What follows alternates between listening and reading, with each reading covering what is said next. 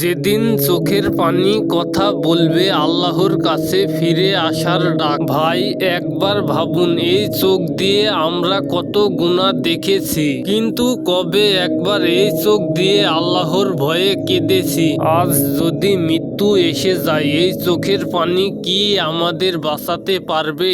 আমরা হাসতে জানি, কিন্তু জান্নাতের কথা শুনে কাঁদতে ভুলে গেছি। আমরা দুনিয়ার কষ্টে চোখ ভিজাই, কিন্তু জাহান্নামের আগুনের কথা শুনে চুপ থাকি। রাসূল বলেছেন, যেই চোখ আল্লাহর ভয়ে কাঁদে সেই চোখে জাহান্নামের আগুন স্পর্শ করবে না। ভাই, শেষ কবে এই হাদিসে আপনার চোখ ভিজেছে আমাদের গুনাহ পাহাড় সম, আর তওবা ছোট এক ফোঁটা অশ্রু, কিন্তু আল্লাহ এত দয়ালু, এই এক ফোঁটা চোখের পানিতেই পাহাড় সম গুনাহ মাফ করে দেন। রাতের নিস্তব্ধতায় যখন সবাই ঘুমিয়ে থাকে, আল্লাহ তখন বলেন, কেউ আসো, আমি মাফ করে দিব।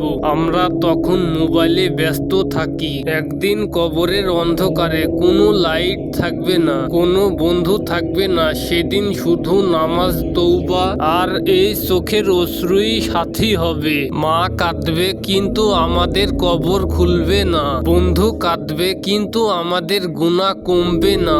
সেদিন কাঁদলে লাভ হবে আজ। ভাই, আল্লাহ আমাদের শাস্তি দিতে চান না, তিনি চান আমরা ফিরে আসি। একবার চোখ ভিজিয়ে বলুন, হে আল্লাহ, আমি ভুল করেছি। যে আল্লাহ সমুদ্রের পানি দিয়ে আগুন নিভিয়ে দিতে পারে, সে আল্লাহ আপনার চোখের এক ফোঁটা পানিতে জাহান্নাম নিভিয়ে দিতে পারেন।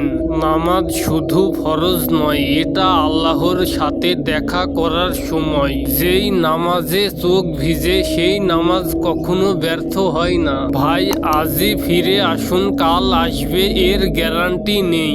এই চোখ দিয়ে গুনাহ দেখা বন্ধ করুন, এই চোখ দিয়ে আল্লাহকে খুঁজুন। হয়তো আজ আপনার চোখ দিয়ে এক ফোঁটা পানি ঝরবে, আর কিয়ামতের দিন এই এক ফোঁটা আপনাকে জান্নাতের দরজায় পৌঁছে দিবে। আল্লাহ আমাদের সবাইকে ক্ষমা করুন, আমিন।